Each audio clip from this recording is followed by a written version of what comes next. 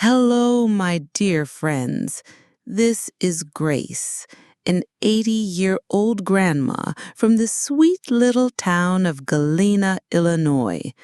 Today, I'm opening my heart to you on our spirituality YouTube channel, as if we're sitting together on my front porch, sipping hot coffee and sharing a slice of homemade apple pie. The story I'm about to tell is the most profound experience of my life, one that changed me forever, and I believe can touch your hearts too. So, grab a cozy blanket, settle in, and come with me on this journey of faith, love, and light. This is a long story, full of details, because I want you to feel every moment as I did. Let's dive in. Let me introduce myself properly. My name is Grace Marie Johnson, born in 1945 on a small farm just outside Galena. I grew up chasing fireflies in the summer, helping my mama bake bread and following my daddy to tend the cornfields. Life was simple, but filled with love. My mama, Helen, taught me to pray the Lord's Prayer when I was just a little girl, and my daddy, George, would tell me Bible stories by the fireplace on winter nights. From a young age, I knew there was something bigger watching over us, even when times got tough. I married my sweetheart, William, at 20. He was a quiet man with a heart of gold. Together, we raised 5 children: Sarah, James, Peter, Anna, and Luke. Life wasn't always easy. We faced floods, droughts, and hard times, and I lost William 15 years ago to cancer. But faith was my anchor. Every Sunday, you'd find me at First Presbyterian Church, lighting a candle for my family and praying for strength. At 80, I'd seen it all: joys, sorrows, births, and goodbyes. My home, a white clapboard house with green shutters, was full of memories. In the backyard, the apple tree William and I planted still bore sweet fruit, and my granddaughter, Emily, who lives with me, called it magic. I'd laugh, but deep down, I knew everything in life had a touch of the divine. My days were quiet. I'd wake early, brew coffee, pray my morning devotions on the porch, tend my roses, and chat with neighbors. At night, I'd read my Bible or watch a sermon on TV. My health was decent for my age. A bit of high blood pressure, some achy joints, but nothing a cup of chamomile tea or a visit to the chiropractor couldn't fix. Until that day, March 15th, 2024. It was a crisp spring morning, with that clear Midwestern sky. I woke to the sound of robins, as always, but felt a tightness in my chest that wasn't normal. It wasn't homesickness from my kids who'd moved away or worry about the world. It was physical, a pain that started small but grew sharper, like a hand squeezing my heart. I thought, Grace, it's just stress. You've been fretting about the heating bill and Peter's job in Chicago. Pray and rest. I brewed my coffee, sat in my rocking chair, and started my prayers. But the pain didn't fade. It grew, and a weakness came over me that scared me. My granddaughter, Emily, 22 and full of life, popped onto the porch. "Grandma, you look like you saw a ghost. What's wrong?" she teased. But when she saw me clutching my chest, her smile vanished. "Grandma, you're pale. No arguments. We're going to the hospital." I, stubborn as a mule, tried to brush it off. "Oh, honey, it's just a spell. Let me sip some tea." But Emily, who inherited my stubborn streak, wouldn't hear it. She called our neighbor, Mr. Tom, who has an old pickup truck, and off we went to Galena's community hospital. On the way, I prayed silently. I asked Jesus to protect me, for William up in heaven to watch over me, but fear gripped me tight. "Is this my time, Lord?" I wondered. I stared out the truck's window, watching Galena's Main Street pass by, and thought of my life. Christmas dinners with the house full, July 4th barbecues, my grandkids' laughter. I wasn't ready to go, not yet. We reached the hospital, and the smell of antiseptic brought back memories of my kids' births, but this time I was the patient. The doctors moved fast, EKG, blood tests, and soon came the news. "Mrs. Grace, you've had a heart attack. We need to admit you to the ICU." My heart, already weak, sank. A heart attack? Me, who always thought I was tough as an oak. Now I was frail, vulnerable. They wheeled me to the ICU with tubes, wires, and beeping machines.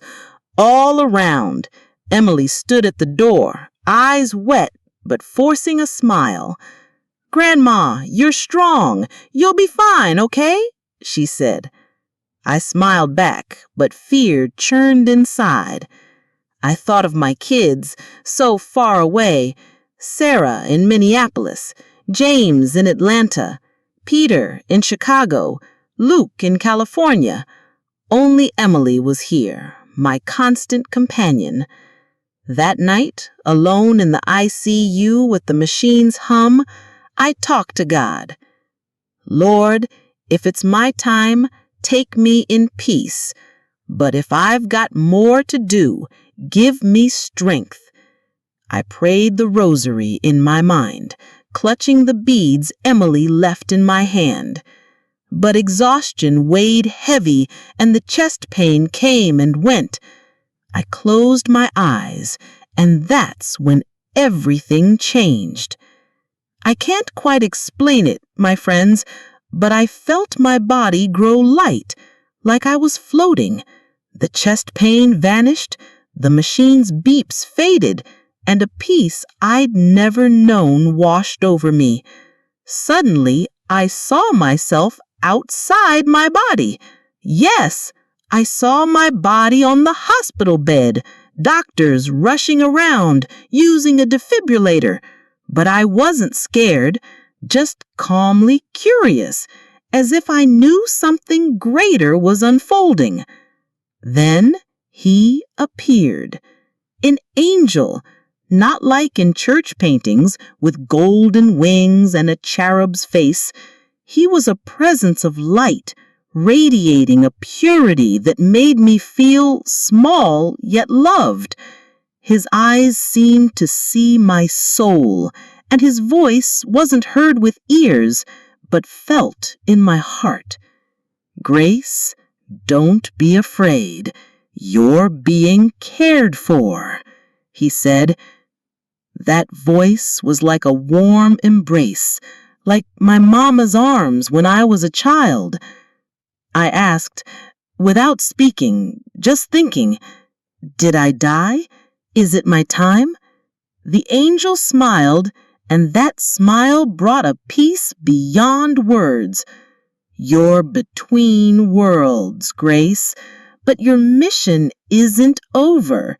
You have much to teach, much love to give."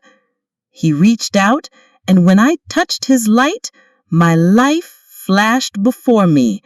I saw my childhood chasing siblings through the cornfields. I saw my wedding to William dancing under string lights in our backyard.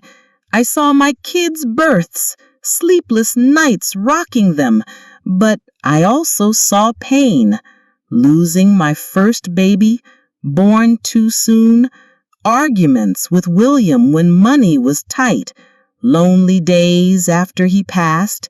In every scene, the angel showed me purpose. See, Grace, how each tear made you stronger. Each mistake taught you forgiveness. Each joy was God's gift. I wept, but not from sadness. It was as if my heart was being cleansed, as if I finally understood my life's meaning. The angel took me somewhere I can't describe. It wasn't heaven like in stories with clouds and harps. It was a realm of light where everything pulsed with love. There I saw people who'd passed on. My mama, Helen, was there, smiling, wearing her old apron from Sunday dinners. William, with his gentle eyes, hugged me without a word. Others were there, strangers yet familiar, loving me like family. Grace, this is home for all, the angel said, but you have work left on earth. He showed me glimpses of the future, my grandkids growing up, my family gathered, and me sharing this story with people I had never met. You'll be a light to many, Grace. Your voice will bring hope. I didn't understand how. I'm just a grandma from Galena, but a strength grew within me. Suddenly, I felt a pull, like being sucked back into my body. The angel's light faded, and I heard doctors shouting, "She's back! We have a pulse!" When I opened my eyes, the chest pain returned, but it was different. I felt a new energy, a certainty I wasn't alone. The doctors, sweaty and relieved, said my heart stopped for 4 minutes. I died, yes, but I came back, and I came back with purpose. Recovery in the ICU was slow. I spent weeks there with Emily by my side, bringing homemade cookies and telling stories to cheer me up. I shared my angel story with the nurses. Some cried, others called it a miracle. My family visited, their eyes full of relief. But I knew I hadn't returned just for them. It was for something bigger. When I got home, everything felt different. The birds sang brighter. The smell of fresh-cut grass was stronger. My grandkids' hugs were warmer. My apple tree glowed in the sunlight, as if saying, "Grace, you're alive. Make it count." I started sharing my story with family, neighbors, and soon it spread through Galena. Mrs. Grace saw an angel, they said at church potlucks, farmers markets, and coffee shops. I, always a private soul, felt a calling.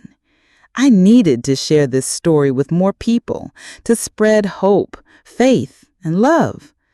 With Emily's help, who's a whiz with technology, we started this YouTube channel. At 80, I became a YouTuber. Who'd have thought? But God's plans are bigger than ours. I learned so much, and I want to share it with you. First, life is a gift. Every day is a chance to love, forgive, and laugh. Second, we're never alone. Angels, guides, divine forces watch over us, even when we can't see them. Third, fear is natural, but faith is stronger. And finally, each of us has a purpose, no matter our age, place, or circumstances. I want you, listening to my story, to feel the love I felt from that angel.